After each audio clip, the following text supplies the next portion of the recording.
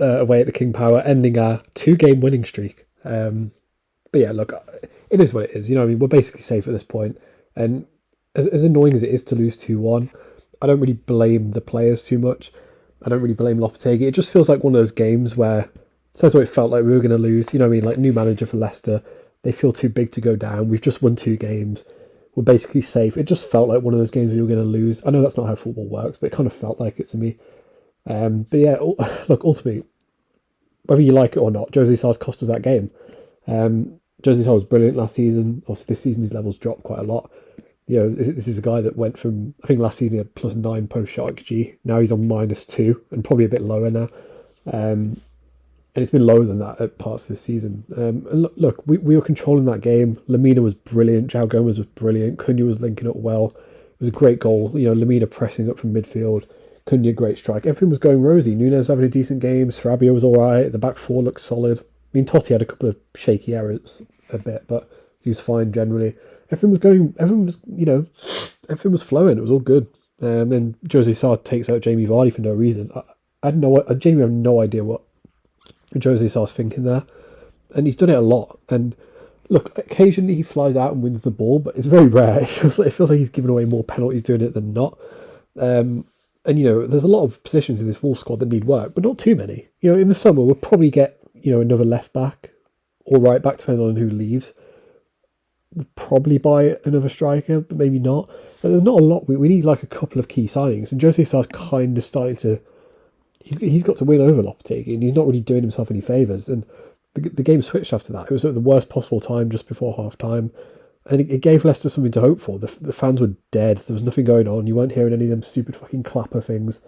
And he does that, and it costs us. And look, I thought Lopetegui kind of screwed the substitutions up. You know, yeah, never Sabatino to ruin the game. I mean, look, I'm not that bothered, to be honest. Like, let me just refresh the Premier League table. Look, we're fine. We're not getting relegated. You know what I mean? Even with all those results, Everton are on 28 points. We're on 34. So we've got a 6-point gap. And when you look at the form of those teams around us, bro, the bottom 4, or the bottom 5 even, there's only 2 wins out of the last, 30 games? 5, 10, 15, 20, 25. So out of the last 25 games of the bottom 4 clubs, yeah, the last 20 games, jeez, my maths is shit. But there's 1 win in there. Or 2, actually, if you count Leeds, yeah, it's 2.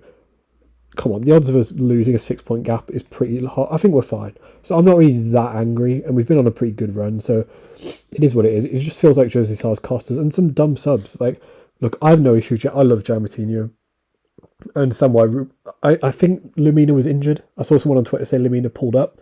If that's true, fine. If that's not, taking Lemina off was bizarre. He was our best player. He did it against Tottenham as well, where he took off Lemina. I don't really understand why. If he's injured, fair. If he's not, that's a baffling decision.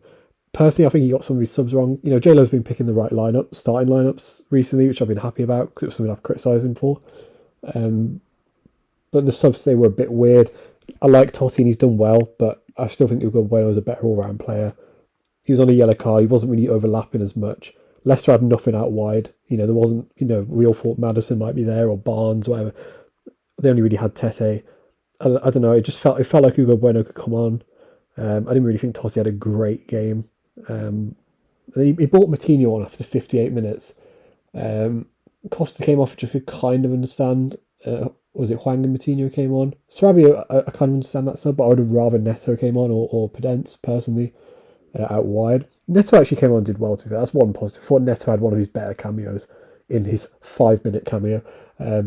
But I thought Neto actually did pretty well. It was one of his better cameos. He looked a bit more lively. He actually looked like he had 2 feet. It wasn't just everything on his left foot for once. He was on the left as well, which is nice. And I'd kind of be open to dropping Sarabia a bit. Obviously, he works in this 4-4-2. You kind of need him for his tracking back and stuff. And I think he's there for balance as well, having a left foot on the left. I thought Núñez had a bit of a iffy game as well. It wasn't all his fault, but he was very wide today. Like this, you know, some of the other games, it's kind of been a 4-4-2, but it's also looked like a 4-3-3. This was just a 4-4. Núñez was like, he was playing where Adama Traore plays. It was a bit weird. I would have rather him come inside a little bit more. Maybe Neto or Podence probably should be in this lineup going forward. I don't dislike Sarabia. He was worth taking a gamble on. He's still got a future, but I didn't think Sarabia really did much. But bring it. Look, I like Matinho, and I like bringing Matinho off the bench.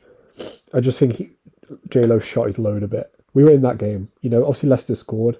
And we didn't start the second half great, but neither did Leicester. There was no real momentum for either side. It was okay for us.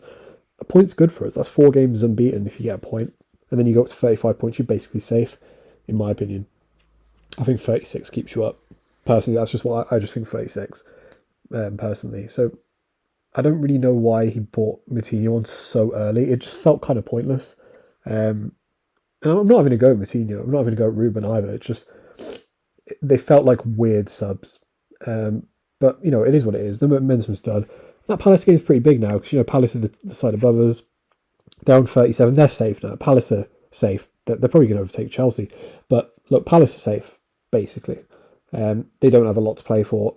Did they win today? Well, that's a draw, right? They drew against Everton. Who got sent off? Mason Holgate, fucking hell. So yeah, like, Palace are basically safe. I think we'll probably get something out of that game. So yeah, I think we're fine. It just feels a bit underwhelming, and it's probably on J-Lo's subs and Jose Sarr, but look, it is what it is.